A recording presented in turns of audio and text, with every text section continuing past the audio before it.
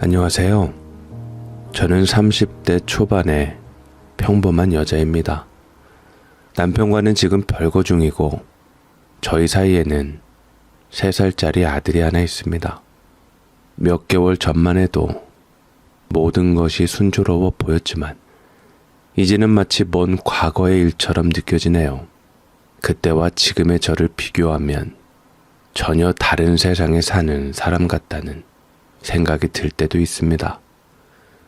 저는 대한민국에서 흔히 여자가 가지기 좋은 직업으로 손꼽히는 초등학교 교사입니다. 많은 사람들이 선망하는 직업 덕분에 사회적으로도 인정받고 덕분에 남편 역시 경제적으로 안정적인 삶을 누리며 한때는 남부러울 것 없는 인생을 살았다고 생각했어요. 꿈 같은 날들이었죠. 하지만 모든 게 완벽해 보이는 것처럼 느껴질 때조차 제 마음 한구석엔 어린 시절의 상처와 외로움이 늘 자리하고 있었습니다.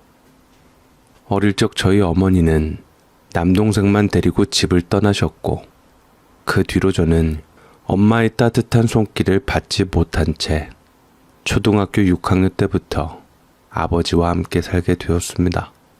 아버지는 원래 다정하고 자상하신 분이셨어요.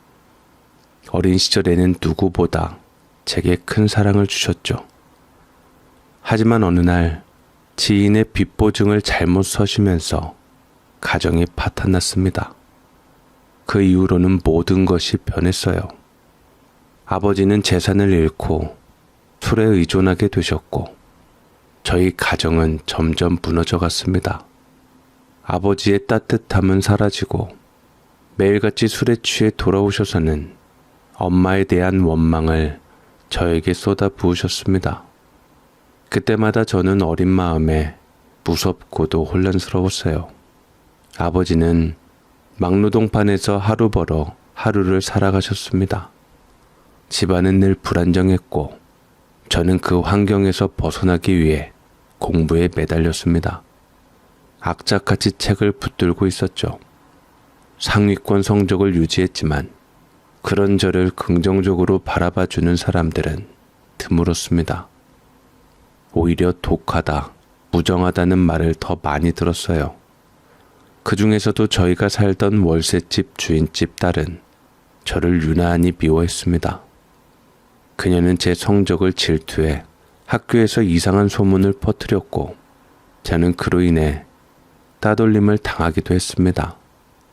학교에서는 외로웠고 집에 돌아오면 매일같이 월세를 내라고 다그치는 집주인과 쌓여있는 고지서들이 기다리고 있었습니다. 돈에 쫓기는 생활은 어린 저를 더욱 짓눌렀습니다. 아버지 역시 저에게 따뜻한 위로나 격려 대신 공부할 시간에 나가서 돈이나 벌어오라며 독촉하셨습니다.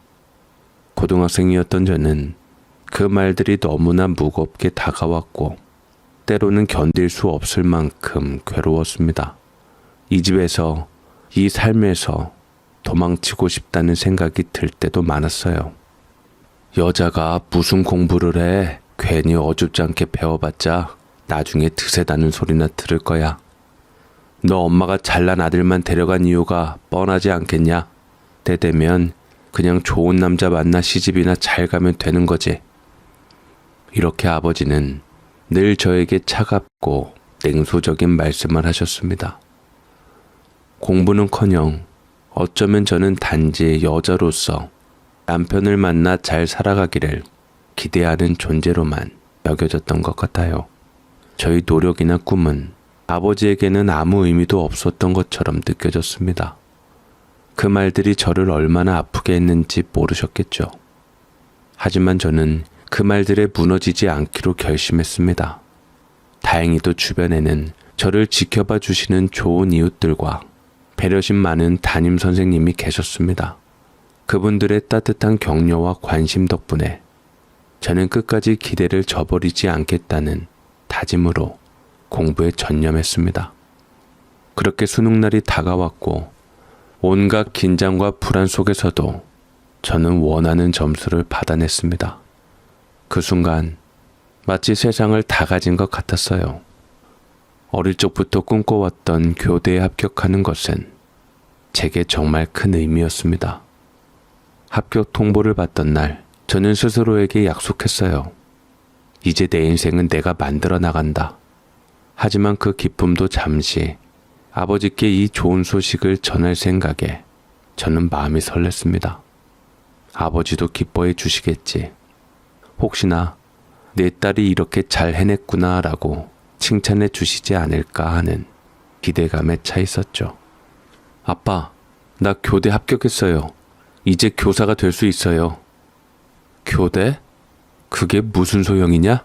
시집가면 그만인걸. 대학 등록금이 아깝다. 그 돈이면 차라리 네 결혼 준비나 해라. 아휴, 돈 잡아먹는 하마 같은 거. 그 말을 듣고 저는 정말 큰 충격을 받았습니다. 부모에게, 특히 아버지에게 인정받고 싶었던 제 마음이 산산이 부서지는 순간이었어요. 합격 소식을 전했지만 돌아오는 건 축하가 아닌 냉소와 비난이었으니까요. 부모로부터 대학 합격을 축하받지 못한 것, 그것이 저를 너무나도 서운하게 만들었습니다. 너무나도 기대했던 만큼 상처도 컸고 참으로 쓸쓸했습니다. 그날 이후 저는 더 이상 이 집에 머무를 이유가 없다는 생각이 들었습니다. 대학에 가야 한다는 핑계를 대며 아버지와의 관계를 끊고 집을 나왔습니다. 그 후로 오랫동안 아버지와 연락을 하지 않았어요. 저는 혼자서 살아남기 위해 과외 아르바이트를 하며 학비를 마련했고 교사라는 목표를 이루기 위해 쉬지 않고 공부했습니다. 그 길은 쉽지 않았지만 목표를 향해 묵묵히 걸어갔습니다. 졸업 후 다시 한번 도전한 임용고시에서도 마침내 합격 소식을 들었을 때 저는 그동안의 모든 고통과 외로움이 한꺼번에 떠올라 그 자리에서 오열하고 말았습니다. 그 눈물은 단순한 기쁨의 눈물이 아니었어요.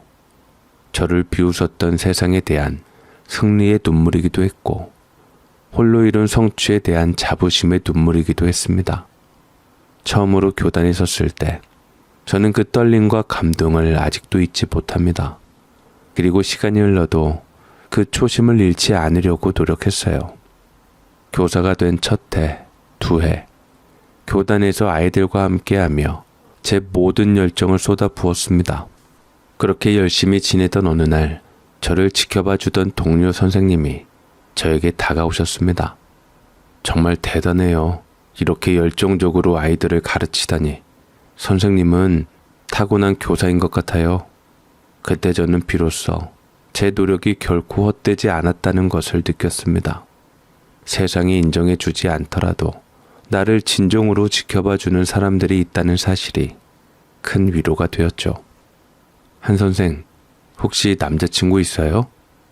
지금 마땅히 사귀는 사람 없으면 제가 아는 사람 중에 나이가 좀 있긴 하지만 괜찮으면 한번 만나보는 건 어때요? 처음 그 제안을 들었을 때 저는 어색함을 감추기 어려웠습니다. 연애 경험이 거의 없는 저로서는 동료 선생님이 이런 말을 꺼낸 상황 자체가 당황스러웠거든요. 그래서 어쩔 수 없이 괜찮아요 라는 말로 대답을 대신했습니다. 그 말이 끝나기 무섭게 동료 선생님은 나이가 많아서 별로인가 라고 되물으며 살짝 망설이는 듯 했지만 이내 그 친구의 장점들을 줄줄이 늘어놓기 시작했어요. 나이는 좀 있지만 정말 괜찮은 사람이에요. 성격도 좋고 안정적인 직장도 있고 한번 만나보면 후회하지 않을 거예요. 그냥 한번 만나보는 거니까 부담 갖지 말고 생각해봐요. 이렇게 계속 등을 떠미는 동료 선생님의 말에 저는 결국 거절하지 못하고 맞선을 보게 되었습니다. 무려 9살이나 차이 나는 사람과 맞선을 보는 게 처음이라 심장이 두근거렸어요. 그때 저는 29살이었고 맞선이라는 경험 자체가 낯설고 어색했지만 그 사람을 만나는 순간 조금 다른 느낌이 들었습니다. 그 남자는 제가 도착하기 전부터 먼저 와서 저를 기다리고 있었습니다. 제가 식당에 들어가자마자 그는 밝은 미소로 일어나서는 제가 앉을 의자를 조심스럽게 빼주며 매우 매너 있게 행동을 했습니다. 그런 세심한 배려를 받으니 갑작스레 얼굴이 뜨거워지기 시작했고 이내 저는 그 순간이 어색하면서도 설레었습니다. 맞선에서 이렇게 자연스럽고 배려 깊은 사람을 만나게 될 줄은 몰랐거든요. 저도 모르게 마음이 열리기 시작했어요. 그는 처음부터 적극적이었고 저의 어색한 모습마저 좋아하는 듯 했습니다. 그의 진심 어린 대시는 점점 저를 매료시켰고 우리 둘은 빠르게 좋은 관계로 발전하게 되었습니다. 그 남자는 서울의 명문대를 졸업하고 잠시 직장 생활을 하다가 아버지가 편찮으셔서 주유소 사업과 몇 채의 건물 임대 사업을 맡게 되었다고 했습니다. 그가 말한 주유소와 건물들만으로도 그의 재력은 상상 이상이었어요. 저로서는 그가 너무 멀게만 느껴졌고 나와는 전혀 다른 세계에 사는 사람처럼 보였습니다. 저는 한없이 초라하게 느껴지는 제 모습을 그에게 들키고 싶지 않았어요. 그리고 그에게 제가 평범한 가정에서 자란 척했고 저희 집안의 상황을 속이려 했습니다. 그는 내게 너무나 완벽해 보였기에 제 과거와 가족 이야기를 그에게 드러낼 용기가 나지 않았죠. 하지만 마음 한편에서는 늘 불안했습니다. 내가 거짓으로 감추고 있는 이 모든 것들이 나중에 들통나면 어떻게 될까 하는 걱정이 점점 더 커져갔습니다. 시간이 지나면서 남자친구는 제 마음속에 더 깊이 자리 잡았습니다. 그리고 만난 지 1년이 되어갈 무렵 그는 저에게 프로포즈를 했습니다. 반짝이는 반지를 꺼내며 그의 눈빛은 진지했고 그 순간 저는 기쁨과 두려움이 교차하는 행복한 감정에 휩싸였습니다. 그날 밤 저는 혼자 방에 앉아 깊은 고민에 빠졌습니다. 그의 프로포즈는 저에게 큰 기쁨이었지만 동시에 두려움이기도 했습니다. 그동안 숨겨왔던 제 집안 사정과 거짓말을 털어놔야 할 때가 온 것이었죠. 게다가 그의 재력은 너무도 막강했기에 혼수와 예단 같은 현실적인 문제들이 떠올랐습니다. 나는 그에게 어울리지 않는 사람이 아닐까? 혹시 그에게 휘둘리고 있는 건 아닐까? 내 감정은 진짜일까? 결국 밤새 고민을 거듭한 끝에 저는 그에게 모든 것을 솔직하게 고백하기로 결심했습니다. 더는 거짓된 모습으로 그와의 관계를 이어나갈 수 없다고 느꼈거든요. 진실을 이야기하고 그가 나를 진정으로 사랑한다면 있는 그대로의 나를 받아줄 거라는 희망을 품고 그렇게 저는 마음을 정리했습니다. 그가 나를 이해해주지 않는다면 그것 또한 인연이 아니라고 받아들이기로 했습니다. 저는 미안하다는 말로 이야기를 시작했습니다. 사실은 내가 평범하고 화목한 가정에서 자란 적이 없어. 부모님과의 관계도 좋지 않았고 너무 가난해서 그걸 벗어나기 위해 이악 물고 공부했어. 울컥하는 마음을 겨우 참으며 조심스럽게 털어놓았어요. 그 순간 남자친구의 얼굴이 당황스러워졌습니다. 그는 잠시 생각할 시간을 달라고 하며 자리에서 일어나더니 어영부영 자리를 떠났습니다. 저는 그가 떠나는 모습을 보며 모든 것이 끝났구나 싶었습니다. 첫 연애라서 그런지 그와의 사이에 이미 많은 정이 들어있었기 때문에 마음이 무척 아팠습니다. 힘들었지만 어떻게든 마음을 추스르려고 했어요. 그런데 며칠 후 수업을 마치고 교문을 나서던 순간 익숙한 차 한 대가 눈에 들어왔습니다. 눈치를 챈 저는 그를 피하려고 했지만 남자친구가 저를 놓지 않았습니다. 잠깐만 얘기 좀 해. 우리 얘기할 시간이 필요해. 그는 저를 붙잡고 근처의 카페로 데려갔습니다. 앉자마자 그는 갑자기 제 앞에 통장을 내밀었습니다. 이걸로 예단하고 혼수 준비해. 우리 부모님한테는 말하지 말고. 난 너를 정말 많이 좋아해. 너를 놓치고 싶지 않아. 진작에 말해줬으면 좋았을 텐데. 난 그냥 네가 부모님처럼 검소한 줄 알았지. 돈 없는 게 죄도 아니고 그렇게 고해성사할 필요도 없어. 내가 돈이 많잖아. 우리 같이 행복하게 살자. 그의 진심 어린 말에 저는 심장이 내려앉는 듯 했어요. 그가 이렇게까지 나를 생각하고 있다는 게 고마워서 눈물이 흘렀습니다. 결국 저는 그의 프로포즈를 받아들였고 우리는 결혼 준비를 시작했습니다. 남자친구는 단지 혼수 예단만 해결해 준 것이 아니라 제약자금 대출까지 갚아주었습니다. 그리고 저의 평소 초라한 옷차림과 액세서리가 마음에 들지 않았던지 그는 저에게 어울릴 만한 옷 서너 벌과 명품 가방 두세 개, 구두와 액세서리까지 선물했습니다. 게다가 카드 한 장도 내밀며 필요할 때 쓰라고 했어요. 항상 쪼들리던 제게 돈의 힘은 참으로 위대하고 달콤하게 느껴졌습니다. 이제야 나는 안정된 삶을 살 수 있겠구나 하는 마음이 들었죠. 하지만 모든 것이 다 좋을 수는 없나 봅니다. 남자친구의 부모님을 처음 뵈러 가는 날, 늘 자상하기만 했던 남자친구가 그날따라 무거운 표정으로 저에게 부탁을 하더군요. 있잖아, 전에 너의 부모님에 대해 얘기했던 거 다 없던 걸로 하자. 어차피 엄마와는 연락이 끊겼고 아빠랑은 관계도 끊은 상태잖아. 대행업체에서 인상 좋은 부모님 2분 섭외할 테니까 여기 써놓은 대로 연습하고 가자. 다 너를 위해서야. 알았지? 그는 제게 종이 한 장을 내밀었고 그 종이는 한마디로 대본이었습니다. 그 순간 저는 마음이 무거워졌습니다. 모든 것을 다 맞춰주려는 그 사람의 진심을 알면서도 이런 상황이 과연 옳은지 의문이 들었죠. 제 과거를 감추고 거짓된 인생을 연기하는 것이 과연 나를 위한 것일까? 많은 생각들이 떠올랐습니다. 아빠는 외국에서 근무하는 사업가고 엄마는 집안 좋은 현모양처. 너는 그 사이에서 태어난 외동딸. 이렇게만 말해주면 돼. 나머지는 내가 다 알아서 해결할게. 그가 이렇게 담담하게 말했지만 제 마음은 편하지 않았습니다. 그 순간 과연 이 결혼을 위해 내가 거짓말까지 해야 하는 걸까? 라는 의문이 스쳤습니다. 내 가족과 과거를 숨기고 꾸며낸 이야기를 떠올리며 내가 이렇게까지 해야 하는지 혼란스러웠죠. 꼭 이렇게까지 해야 해?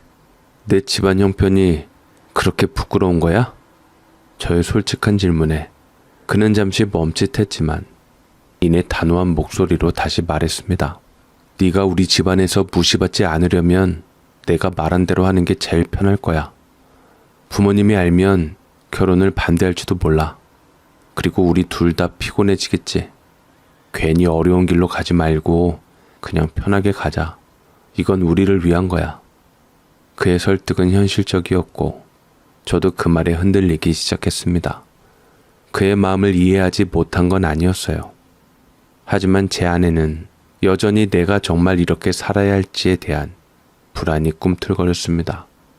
한참을 그의 부모님 집 앞에서 실랑이를 벌이다 결국 저는 남자친구의 손에 이끌려 부모님께 인사를 드리러 들어갔습니다. 그날 저는 마치 인형처럼 그의 손에 의해 완전히 변신한 또 다른 나를 만들어냈습니다.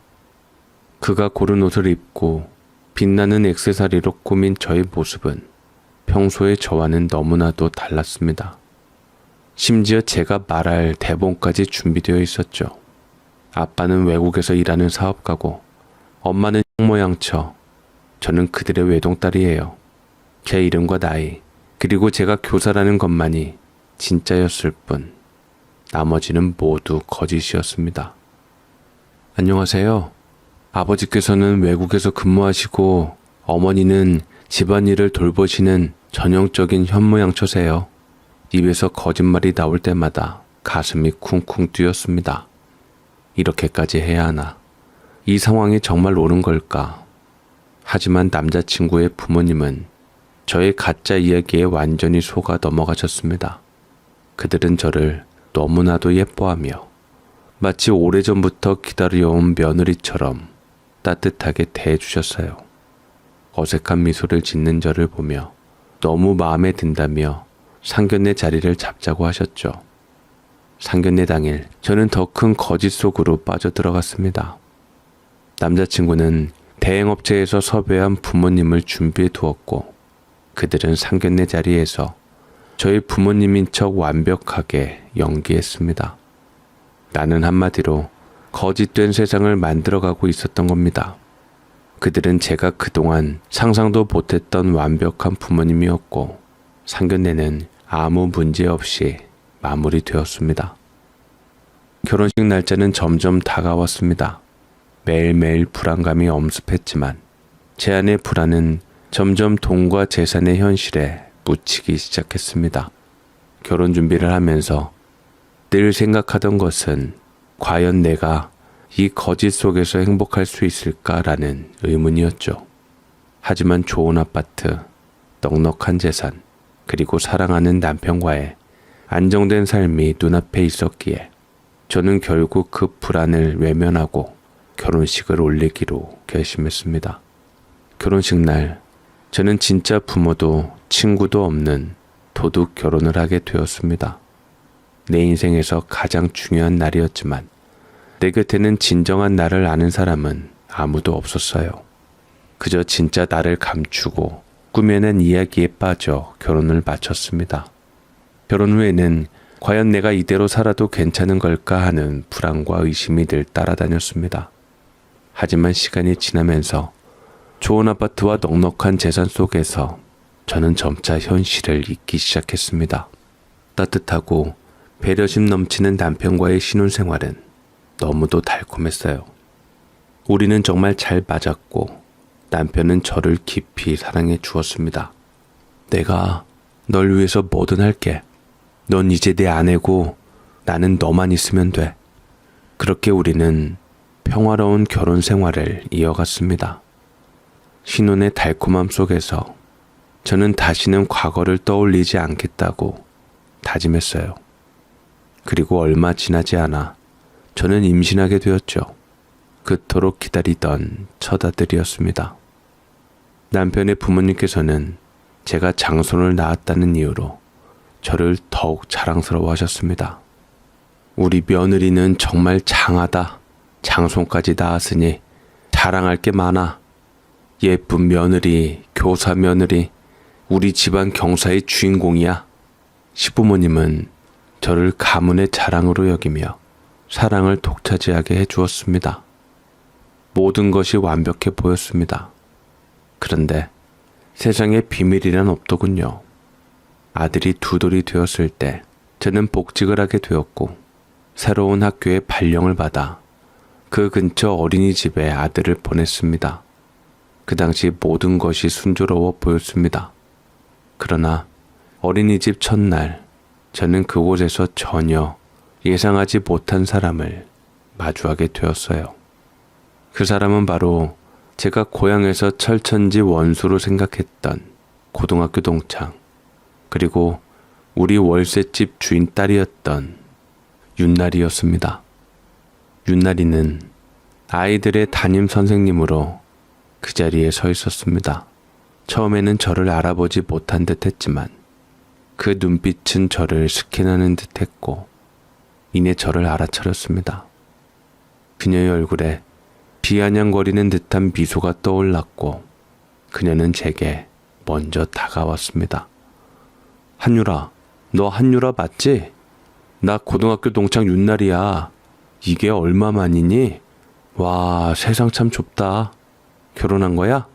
아, 너 아들까지 있구나. 그런데 너희 아버지는 아직도 우리 집에서 월세 살고 계시더라. 아버지 소식은 알고 있니? 그녀의 말은 마치 칼처럼 날카로웠습니다. 얼굴이 굳어져 버렸고 심장은 쿵쾅거리기 시작했습니다. 그 순간 저는 머릿속이 하얘지고 아무런 생각도 나지 않았습니다. 그 전에 과거와 고향에서의 모든 것을 잊고 싶다는 생각만 들었어요. 저는 그저 평범한 가정에서 자라서 결혼까지 한 사람이 되어 살고 싶었는데 윷나리가 그 모든 꿈을 산산조각 내는 것 같았습니다. 사람 잘못 보신 것 같은데요. 일어나 가자. 저는 떨리는 목소리로 말하며 아이의 손을 잡고 빠르게 그 자리를 떠났습니다. 윷나리와 마주친 그 순간부터 모든 것이 무너지는 듯한 느낌이 들었죠. 그날 이후 저는 다른 어린이집을 알아보려 했지만 새로 등록할 수 있는 곳은 대기자가 너무 많아 당장 옮길 수가 없었습니다. 출근은 해야 했고 시간은 촉박했죠. 어쩔 수 없이 베이비시터를 구할 때까지만 다시 그 어린이집에 아들을 맡기기로 했습니다. 매일 아침 저는 어린이집에 가는 게 두려웠습니다. 아이를 데리고 가면서도 혹시라도 윷나리와 다시 마주칠까봐 서둘러 빠져나왔습니다. 하지만 그 불안감은 마지막 날 현실이 되어 나타났습니다. 등원 마지막 날 윷나리는 마치 저를 기다렸다는 듯 어린이집 문 앞에 서 있었습니다. 그 순간 제 심장은 다시 한번 요동쳤습니다. 저는 그녀가 무엇을 말할지 두려웠습니다. 한유라, 이제 더 이상 도망가려고 하지 말고 들어. 너 나 피하는 거 다 알아. 그래서 그냥 단도직입적으로 얘기할게. 아무리 부모가 밉다고 해도 그건 너무한 거 아니야? 너도 이제 부모가 됐잖아. 네 아들이 자라서 뭘 보고 배우겠니? 그녀의 목소리는 단호했고 그녀의 말은 날카로웠습니다. 나는 그 말을 듣고 차마 반박할 수 없었습니다. 그녀는 내 가슴 깊숙이 숨겨두었던 아버지에 대한 기억을 꺼내기 시작했습니다. 너희 아버지 아프셔. 아무도 몰래 앓으시다가 얼마 전에 병원에 가셨는데 위암이라고 하더라. 너 지금 이렇게 잘 살고 있는데 아버지를 언제까지 외면할 거야? 도둑 결혼한 것도 모자라 병든 아버지를 내버려 둔다고? 너 학교 선생님이지? 네가 그러고도 교단에 설 자격이 있다고 생각해? 그녀의 말은 마치 커다란 망치로 내 마음을 내려치는 것 같았습니다. 그 순간 심장이 내려앉는 듯한 느낌과 함께 숨이 막혔습니다. 그동안 나는 아버지에 대한 모든 기억을 지우려고 했습니다. 아버지와의 관계는 나에게 아픔 그 자체였고 아버지를 떠올리면 늘 부정적인 감정들만 떠올랐어요. 그런데 그 순간 이상하게도 내 머릿속에 떠오르는 것은 어릴 적 다정했던 아버지의 모습이었습니다.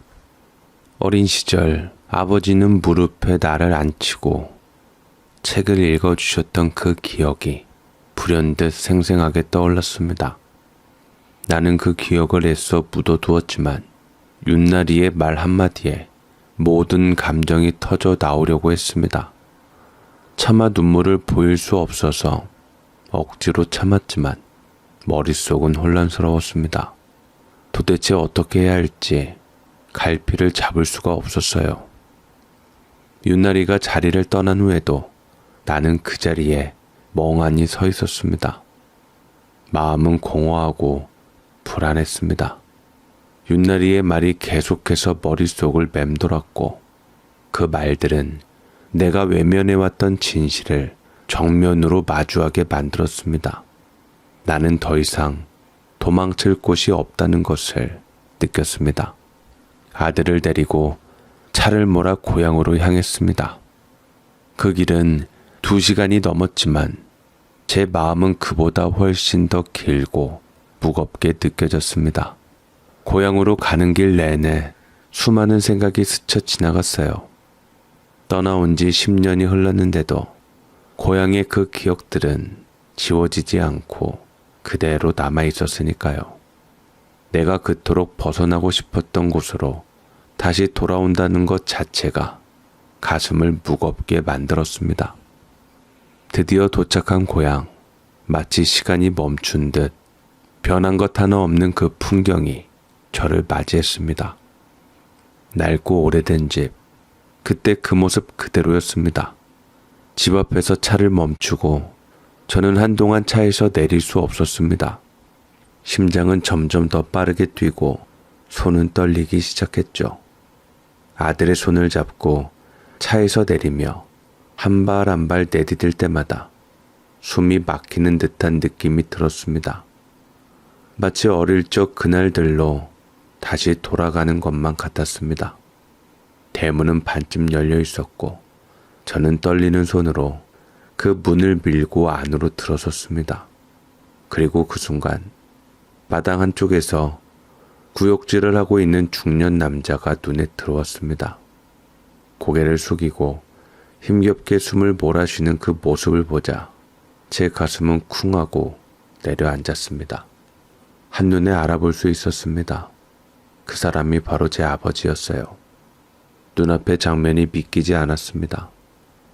그토록 미웠던 아버지, 잊고 싶었던 과거. 그러나 핏줄이라는 것은 쉽게 끊어질 수 없는 것인지 저는 그 순간 울컥하며 눈물이 차올랐습니다. 아무리 미워했어도 저의 핏줄임을 부정할 수는 없는 그 감정이 무서웠습니다. 눈물이 흐르기 시작했고 저는 그저 한자리에 서서 아버지를 바라볼 수밖에 없었습니다. 그때 아버지가 기척을 느꼈는지 고개를 들었습니다. 그 눈에는 피로와 병든 흔적이 역력했지만 그 속에는 미안함과 슬픔이 가득 담겨 있었습니다. 그는 나를 멍하니 바라보다가 천천히 입을 열었습니다. 유라구나. 너 유라 맞지? 옆에 있는 그 아이는. 아버지의 목소리는 예전처럼 강하고 날카롭지 않았습니다. 병든 몸과 마음 때문이었는지 그 목소리에는 미안함과 후회가 섞여 있었습니다. 아버지가 저를 바라보는 그 눈빛 속에는 살아온 모든 세월에 후회가 담긴 것처럼 보였습니다. 왜 하필 이제 와서, 왜 이제서야 이런 눈빛을 나에게 보내는 건지 저는 이해할 수 없었습니다.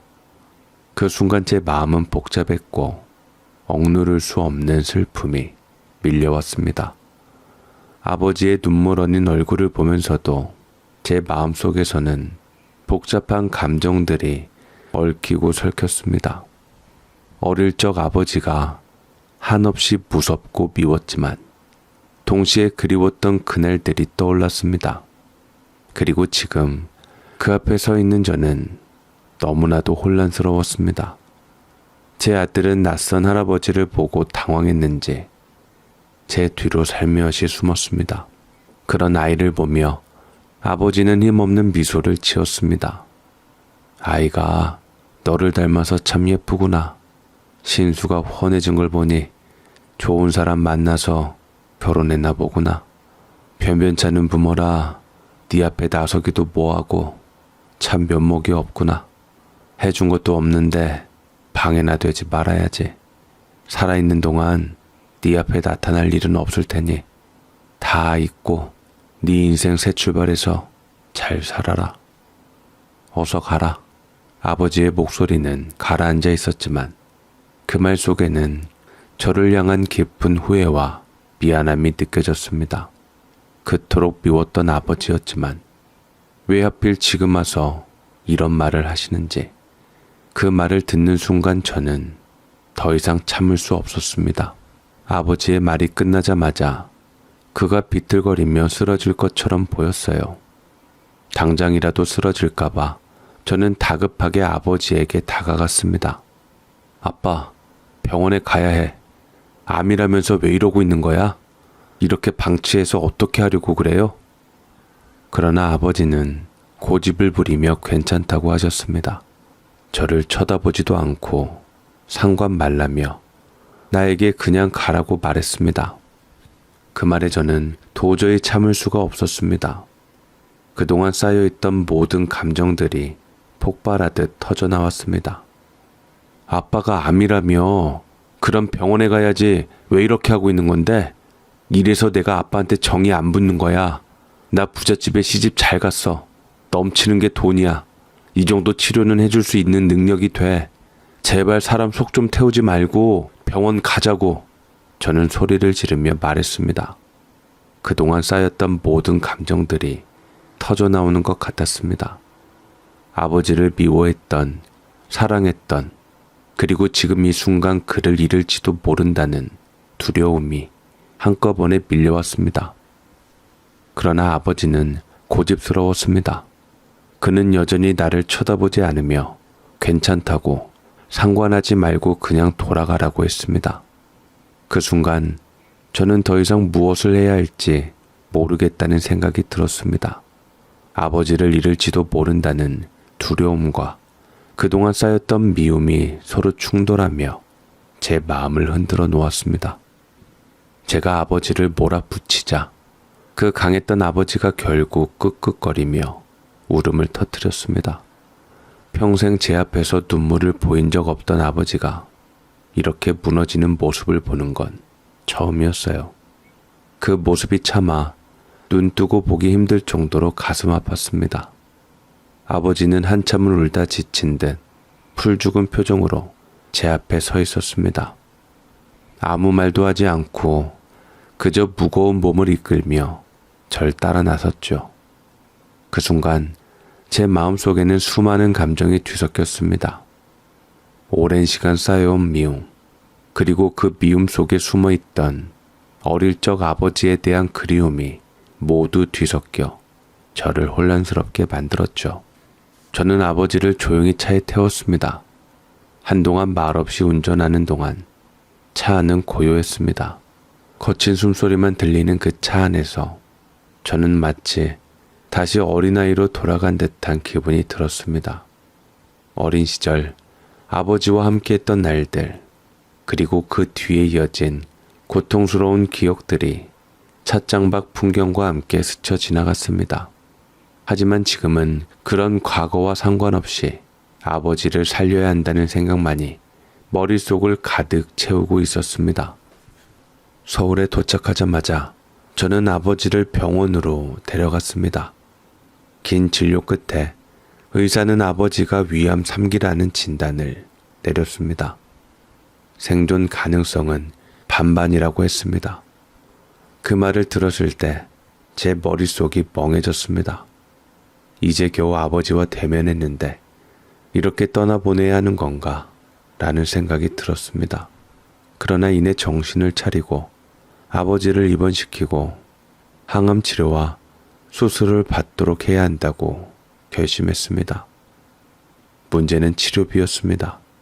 실비보험이나 암보험조차 들지 않았던 아버지에게는 그 큰 치료비를 감당할 방법이 없었죠.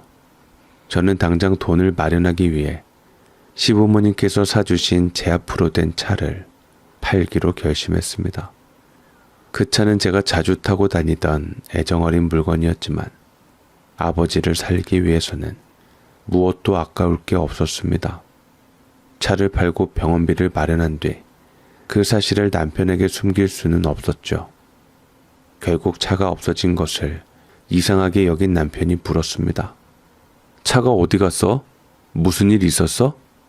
저는 그 물음에 사실대로 털어놓을 수밖에 없었습니다.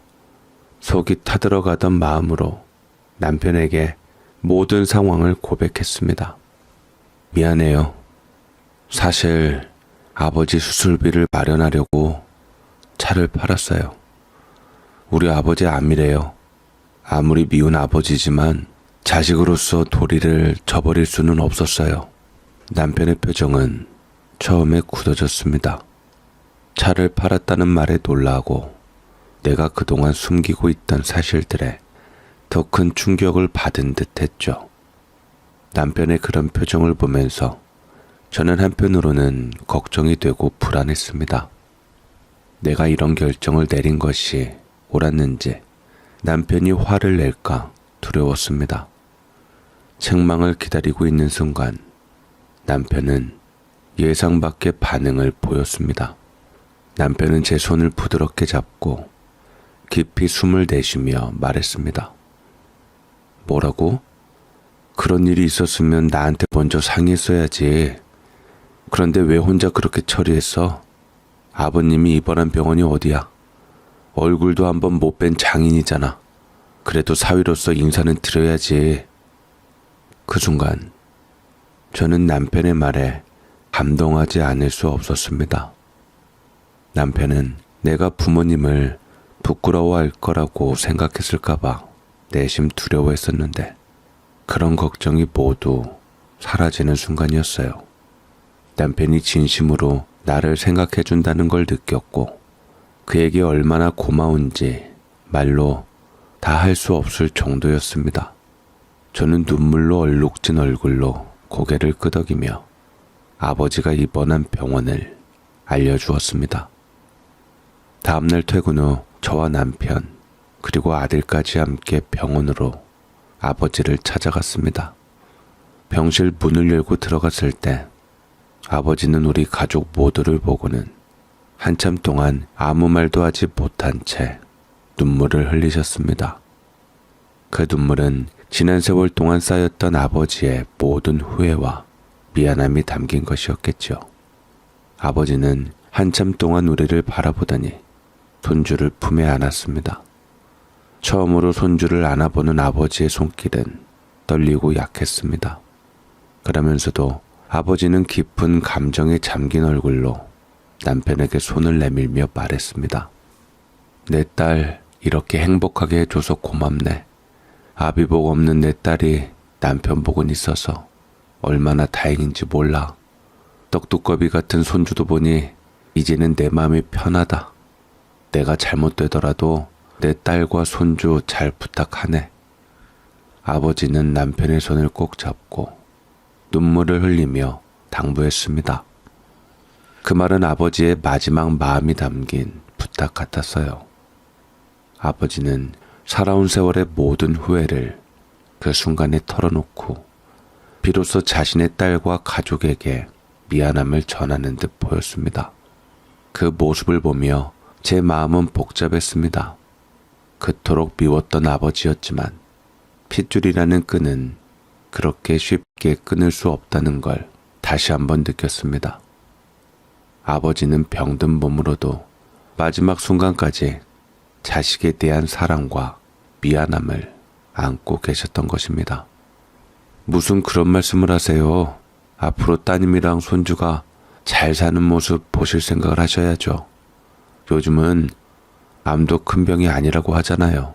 치료만 잘 받으시면 금방 쾌차하실 거예요. 남편의 말은 따뜻하고 위로가 되었습니다.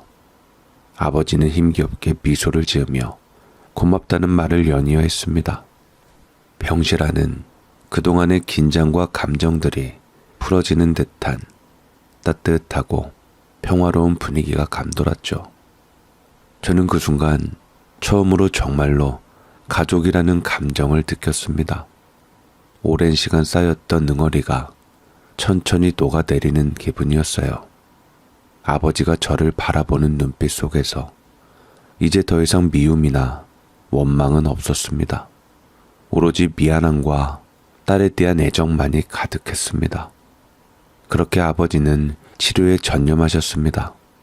항암 치료를 받는 동안 아버지는 몸이 점점 더 약해지셨지만 그래도 매일 의지를 다져가며 치료를 받았습니다. 매번 병원에 찾아갈 때마다 아버지의 얼굴이 조금씩 피곤해져 가는 걸 보는 것이 마음 아팠지만 우리는 함께 이겨낼 수 있다는 믿음 하나로 버텼습니다. 그렇게 수술이 끝나고 입원 치료가 이어지면서 의사 선생님께서 예후가 좋다는 말을 해주셨을 때 그동안 쌓였던 긴장감이 한꺼번에 풀리는 것 같았습니다. 그 말이 얼마나 안도감을 주었는지 모릅니다. 그동안 내내 가슴을 죄어오던 불안이 사라지며 아버지와의 갈등도 조금씩 치유되는 듯 했습니다. 하지만 그 순간에도 제 마음속에는 여전히 남아있는 불안감이 있었습니다. 암은 재발률이 높다는 말을 많이 들어서였죠. 아무리 예후가 좋다고 해도 그 뒤에 닥쳐올 재발에 대한 걱정이 저를 놓아주지 않았습니다. 그리고 아버지가 퇴원 후 다시 그 좁고 낡은 월세방으로 돌아간다는 것이 너무나 걱정되었습니다. 그곳은 환경도 좋지 않았고 아버지의 회복에 적합한 장소가 아니었습니다. 깨끗한 환경과 적절한 식단 관리, 무엇보다 아버지를 돌볼 사람이 필요했어요. 이런 걱정들을 혼자 끌어안고 있으려니 마음이 점점 무거워졌습니다. 결국 저는 모든 걸 믿고 털어놓을 수 있는 사람, 제 남편에게 이 속사정을 이야기했습니다. 남편은 처음엔 표정이 살짝 어두워졌습니다. 그가 무슨 생각을 하는지 짐작도 할 수 없었어요. 내가 너무 무리한 부탁을 하고 있는 건 아닐까? 혹시 남편에게 부담을 주는 것은 아닐까 하는 걱정이 들기도 했습니다. 하지만 남편은 이내 고개를 끄덕이며 저를 안심시켜 주었습니다. 그래, 아버님께서 병원에서 회복하시면 완전히 건강을 찾으실 때까지 우리 집에서 함께 모시자. 간병인을 구하고 있었는데 그 정도는 우리 여력이 되니까 미안해할 필요도 없어. 그리고 뭐 걱정할 것도 없지 않니? 내가 결혼할 때 뭘 했어? 나 돈 많다고 했잖아. 당신은 아무 걱정도 하지 말고 나한테 맡겨. 그 말을 듣는 순간 제 가슴이 뭉클해졌습니다. 어떻게 세상에 이렇게 배려심 깊고 따뜻한 남자를 만날 수 있었을까 싶었어요. 남편은 정말 내가 전생에 나라를 구했나 싶을 정도로 좋은 사람이었습니다. 그 순간 내 마음속에 있던 걱정과 부담이 한순간에 사라졌고 그저 남편의 따뜻한 말 한마디에 눈물이 날 것 같았습니다. 그렇게 시간이 흘러 아버지는 서서히 회복되어 갔습니다.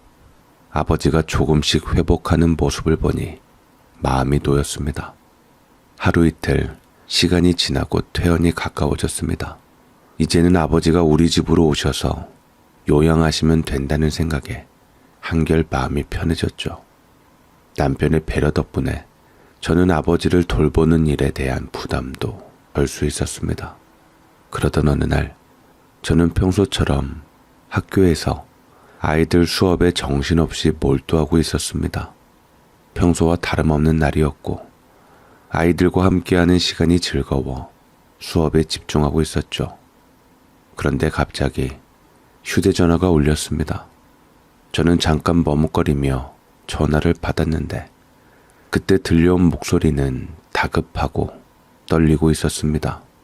가슴이 철렁 내려앉은 느낌이 들었어요. 무언가 큰일이 생겼다는 것을 직감했죠. 한중권 씨 보호자분 맞으시죠? 갑자기 환자분이 사라지셨어요. 약이며 챙겨야 할 것도 한두 가지가 아닌데 혹시 어디 가실 만한 곳이라도 알고 계신가요? 그 말을 듣는 순간 제 가슴은 철렁 내려앉았습니다. 아버지가 사라지셨다니 그게 도대체 무슨 소리일까요? 저는 믿을 수 없다는 표정으로 전화를 붙들고 있었습니다. 손은 떨리고 머릿속은 하얗게 비어버렸습니다. 저는 당장 학교의 사정을 설명한 후 급히 병원으로 향했습니다. 내내 머릿속은 혼란스러웠습니다. 어디로 가신 걸까? 왜 갑자기? 병원에 도착하자마자 제 예상대로 아버지는 이미 흔적도 없이 사라진 상태였습니다. 그 와중에도 아버지는 제게 짧은 쪽지를 남기고 떠나셨더군요. 손에 그 쪽지를 쥐고 있는 동안에도 제 가슴은 너무나도 복잡한 감정으로 뒤덮였습니다. 남겨진 쪽지에는 이렇게 쓰여 있었습니다. 너 잘 살고 있는 모습 봐서 행복했다. 그간 고마웠고 이제 내 삶 알아서 살 테니 날 찾지 말아라. 그 짧은 문장이 저를 얼마나 무겁게 짓눌렀는지 모릅니다. 눈앞이 흐려지며 저는 그 자리에서 무너져 내릴 것만 같았습니다. 한동안 손에서 쪽지를 놓지 못한 채 덜덜 떨고 있었습니다. 어릴 적 미워했던 아버지였지만 그가 이렇게 호련히 떠나버리다니 저를 남겨두고 다시는 돌아오지 않을 수도 있다는 생각에 공포가 밀려왔습니다. 울음을 삼키며 저는 남편에게 전화를 걸었습니다. 제 목소리는 떨리고 눈물에 젖어 있었죠. 아빠가 사라졌어. 병실에서 쪽지 하나 남기고 어디로 가셨는지 모르겠어. 남편은 제 이야기를 듣고는 단번에 달려와 병실을 확인했습니다. 남편도 상황을 파악한 후 깊은 한숨을 내쉬며 저를 다독여 주었습니다. 괜찮을 거야. 아버님은 무사하실 거야. 우리가 어떻게든 찾아낼 테니까 너무 걱정하지 마. 남편의 위로에도 저는 마음이 편해지지 않았습니다. 아버지가 어디로 가셨을지 알 수 없다는 불안감이 제 가슴을 짓누르고 있었죠. 하지만 남편은 실종신고를 내는 건 너무 성급하다며 곧 돌아오실 수도 있으니 잠시만 기다려보자고 했습니다. 남편의 말에 저도 한동안 기다리기로 했지만 시간이 지날수록 아버지에 대한 소식은 없었습니다. 몇 주가 지나고 그 후 몇 달이 흘렀지만 아버지는 마치 연기처럼 사라져버린 듯 어디에도 나타나지 않았습니다. 그동안 저는 한숨도 편히 잘 수 없었고 온갖 불안한 생각들이 머릿속을 맴돌았습니다. 혹시라도 아버지가 어디서 고통스러운 시간을 보내고 계신 건 아닐까라는 생각이 날카롭게 제 마음을 찔렀습니다. 그렇게 매일이 지나면서 결국 저는 실종신고를 내기로 결심했습니다. 남편도 이제는 더 이상 버티지 못하고 실종신고에 동의했습니다. 신고를 했지만 아버지에 대한 소식은 여전히 깜깜했습니다.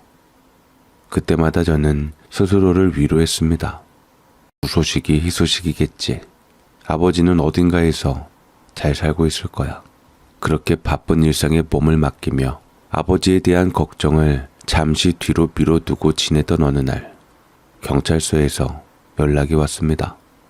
한중권 씨 보호자분 맞으시죠? 아버님이 길에서 쓰러져 계신 걸 발견한 행인이 신고했습니다. 열이 39도에 달해서 병원으로 옮겨졌습니다. 무용고자로 처리될 뻔했는데 실종신고가 되어 있어 보호자 연락처로 연락드렸습니다. 그 말을 듣자마자 저는 급하게 병원으로 향했습니다. 아버지에게 무슨 일이 생긴 건지 머릿속은 뒤죽박죽이었고 그리고 그곳에서 심장이 미친 듯이 뛰었습니다. 도착하자마자 간호사의 안내를 받아 응급실로 들어섰습니다. 그리고 그곳에서 마주친 아버지의 모습은 정말 충격적이었습니다. 야이고 지친 아버지의 몰골은 참담했습니다. 그의 얼굴은 뼈가 드러날 정도로 여유였고 그토록 활기차던 모습은 온데간데 없이 사라졌습니다. 심장이 내려앉는 기분이 들었죠. 그토록 미워했던 아버지였지만 그 모습은 제 마음에 큰 충격을 안겼습니다. 나는 내내 울컥하며 다가갔고 그때 뒤에서 들려오는 낯익은 목소리가 날카롭게 제 귀에 꽂혔습니다. 낯익은 그 목소리는 아버지가 사라진 이유와 그 뒤에 숨겨진 진실을 밝히려는 듯 제 곁을 맴돌기 시작했습니다. 그놈의 가짜는 부정지킨답시고 돈이며 약이며 다 두고 사라지더니 무슨 염치로 내게 연락한 겁니까? 그때 놓고 간 돈이 꽤나 생각이 났나 보죠? 문 밖에서 들려오는 남편의 목소리는 차갑고 날카로웠습니다. 그 순간 제 몸은 얼어붙었고 그가 무슨 말을 하고 있는지 믿기지 않았습니다. 눈앞의 상황이 현실이라는 것이 도저히 받아들여지지 않았어요. 남편은 눈살을 찌푸리며 아버지에게 맹렬하게 쏘아붙였습니다. 그동안 내가 알았던 남편의 모습과는 너무도 달랐습니다. 그 순간 제가 사랑했던 남편이 아닌 완전히 다른 사람이 된 것처럼 보였죠. 아버지의 얼굴은 죄인처럼 축 늘어져 있었습니다. 그는 눈을 피하며 마치 무거운 짐을 진 사람처럼 힘겹게 대답했습니다. 그런 거 아닐세. 병원에서 하도 보호자를 대야 한다기에 일이 커질 것 같아서 부른 거야. 자네 말대로 평생 유라 곁에서 떠나겠다는 약속을 지키려고 했지만 어쩔 수 없이 연락하게 된 거네. 아버지의 목소리는 더없이 작고 힘이 없었습니다. 그 모습은 너무나도 초라했고 그런 아버지의 모습을 보는 제 가슴은 찢어질 듯 아팠습니다. 그러나 남편은 아버지의 말을 듣고도 전혀 동요하지 않았습니다. 그는 여전히 냉정하게 말했습니다. 됐고요. 마지막으로 말합니다. 당신 딸 불행하게 만들고 싶지 않으면 다신 우리 가족 눈에 띄지 마세요. 전에 말했듯이 당신 딸이 부모 형제 다 속이고 결혼한 거 우리 집에서 알기라도 하면 그때부터는 우리 결혼 생활 장담 못하고 이혼할 수도 있어요. 그러니까 그냥 멀리 떠나는 게 좋을 거예요. 남편은 그 말을 하면서 차가운 눈빛으로 아버지를 바라보았습니다. 그리고 그는 무심하게 돈봉투와 약구러미를 아버지에게 툭 던졌습니다. 그 순간 내 온몸에서 피가 말라버리는 듯한 고통이 밀려왔습니다. 이게 정말 내가 사랑했던 남편의 모습일까? 아니면 지금 내 앞에 서 있는 이 사람은 그저 가면을 쓴 악마일까? 순간적으로 모든 것이 혼란스러워졌습니다. 아버지는 그런 남편 앞에서 고개를 들지도 못한 채 조용히 미안하다라는 말만 반복했습니다. 그가 얼마나 무거운 마음으로 그 말을 했는지 느껴졌지만 남편의 냉담한 태도는 그 모든 걸 가로막고 있었습니다. 아버지의 초라한 모습과 남편의 냉혹한 태도 사이에서 저는 더 이상 참을 수 없었습니다. 남편에게서 느껴진 배신감이 치밀어 오르며 그 순간 분노가 폭발했습니다. 저는 들고 있던 핸드백을 단번에 남편의 얼굴을 향해 던졌습니다. 그것이 닿는 순간 남편은 놀라며 인상을 쓰고 저를 쳐다보았습니다. 그의 동공은 커졌고 마치 자신이 예상하지 못한 상황에 처한 듯 당황한 기색이 역력했습니다. 하지만 그 순간 저는 더 이상 멈출 수 없었습니다. 그동안 쌓였던 모든 감정이 터져나왔습니다. 어떻게 당신이 내 아버지에게 나를 갖고 협상할 수가 있어? 그때 아버지가 병원에서 사라진 게 다 당신이 꾸민 일이었던 거야? 아무리 못난 아버지고 나쁜 아버지라도 그래도 나를 낳아주신 분이야. 아픈 사람한테 어떻게 당신이 이런 짓을 저지를 수 있어? 당신이 사람이야? 저는 울며 소리쳤습니다. 그동안 쌓였던 모든 상처와 분노가 한꺼번에 쏟아졌습니다. 내 앞에 있는 이 사람이 내가 사랑했던 그 남편이라는 사실이 너무나 끔찍하고 믿기지 않았습니다. 저는 더 이상 참을 수 없었고 억눌렸던 감정들이 모두 터져나왔습니다. 남편은 제 말을 듣고 입술을 세차게 깨물었습니다. 그의 얼굴은 일그러졌고 마침내 그동안 참았던 말을 제게 내뱉었습니다. 그래, 맞아. 내가 다 꾸민 일이야. 하지만 어쩔 수 없었어. 당신이 아버지 때문에 얼마나 힘들어했는지 당신이 속고 살았던 그 과거가 우리를 망칠 수 있다고 생각했어. 내가 이렇게라도 하지 않으면 우리 가정은 무너질 수밖에 없었어. 그의 말은 차갑고 단호했습니다. 하지만 그 말들이 내게 얼마나 가슴 아프게 들렸는지 남편은 모르는 것 같았습니다. 남편의 그 차가운 태도는 내가 사랑했던 그 사람과 너무나 달랐습니다. 그는 자신의 행동을 정당화하려 했고 나와 우리의 가정을 지키기 위해서라는 말을 하며 자신의 행동이 옳다고 믿고 있었습니다. 그러나 그 말들이 내 마음을 더 깊게 찔렀습니다.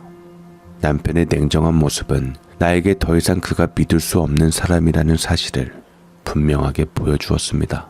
남편은 계속해서 차가운 목소리로 내게 말했습니다. 아주 효녀 나셨네. 그렇게 아버지가 애틋하다면 처음부터 도둑 결혼은 왜 했어? 너도 네 부모, 네 환경이 진절머리 나서 결국 부모 부정하고 나랑 결혼했던 거 아니야? 너도 나처럼 너의 아버지 같은 부류들을 너무 잘 알잖아. 돈 때문에 나한테 다시 연락한 것도 모르겠어? 아버지한테 한몫 챙겨준 걸로 치고 전처럼 인연 끊어. 안 그러면 나도 더 이상 너랑 못 살아. 남편의 말을 듣는 순간 그의 눈빛은 냉정했고 마치 아버지와 나를 한꺼번에 쓰레기처럼 버리려는 듯한 말투였습니다. 그 순간 나는 더 이상 참을 수 없었어요. 정말 무섭다. 내 아버지 같은 부류가 어떤 부류라는 거야? 아무리 미운 아버지지만 당신이 이렇게 개차반처럼 취급하는 꼴은 못 보겠어. 돈이면 다 해결될 거라는 당신의 썩어빠진 생각도 역겹고 나도 이제 당신이랑 못 살아. 그 말을 내뱉으면서도 내 마음속 깊은 곳에서는 아픔과 배신감이 겹쳐 터져 나오고 있었습니다. 내가 사랑했던 남편이었지만 이제는 내가 더 이상 그 사람을 믿을 수 없게 되었다는 사실이 나를 고통스럽게 만들었습니다. 평생 은인처럼 여겼던 남편을 저버리고 내가 평생 파렴치하게만 생각했던 아버지 편을 드는 날이 오다니 그 순간까지도 나는 믿기지 않았습니다. 하지만 남편이 보여준 차가운 배신감은 도저히 내가 더 이상 그와 함께 살 수 없다는 결정을 내리게 만들었습니다. 잠깐 동안 아이가 아른거리기도 했습니다. 아이에게 아빠와 엄마가 같이 있는 가정이 얼마나 중요한지 제가 누구보다 잘 알고 있었으니까요. 하지만 그 순간 내 선택은 한순간의 고민도 없이 명확해졌습니다. 그 선택은 바로 아버지였습니다. 남편의 그 잔인한 말들이 나에게 더 큰 배신감을 안겼기 때문이죠. 사랑 때문이라기보다는 남편의 기만적인 태도에 그에 대한 반발이 더 컸던 것 같습니다. 그동안 자상하고 다정하게 나를 속였다는 사실이 너무나도 섬뜩했고 그를 더 이상 믿을 수 없다는 공포감이 밀려왔습니다. 그의 진짜 얼굴을 본 후에는 한 집에서 가족으로서 살 자신이 없었어요. 그렇게 저는 아이를 데리고 남편의 집을 나왔습니다. 지금은 작은 집을 얻어 아버지와 함께 살고 있습니다. 학교에는 휴직을 내고 아버지와 함께 그동안 못 보낸 시간을 보내고 있습니다. 서로에게 함부로 대하고 상처를 주었던 지난 세월을 반성하고 함께 보낼 수 있는 시간들을 조금이라도 채워나가려고 노력 중입니다. 아버지도 저도 그동안 얼마나 어리석었는지 서로 등을 돌리고 살았던 날들을 후회하는 시간을 보내고 있죠. 하지만 아버지는 여전히 남편과 합치라는 말을 하고 계십니다. 남편과는 이혼도 하지 않은 채 그저 별거 상태로 몇 달째 지내고 있습니다. 남편에게 합의 이혼을 하자고 제안했지만 남편은 당분간 서로 마음이 진정될 때까지 기다리자고 했습니다. 그게 벌써 몇 달이 지나갔어요. 그 사이 아이는 계속 아빠가 보고 싶다고 말하고 아버지도 저에게 마음 불편하다고 가정으로 돌아가라고 계속 권유합니다. 그러나 나는 더 이상 남편과 다시 시작할 수 있을지 자신이 없습니다. 그를 전처럼 사랑할 수 있을지도 모르겠고 다시 그와 함께 살면서 행복할 자신도 없습니다. 과연 시간이 모든 것을 해결해 줄까요? 그 답을 알 수 없어 답답한 마음에 누구에게라도 털어놓지 못한 이야기를 이렇게 글로 써서 보냅니다. 사연으로나마 조금이라도 위로를 얻고 싶어 이렇게 사연을 보냅니다. 읽어주셔서 정말 감사드립니다.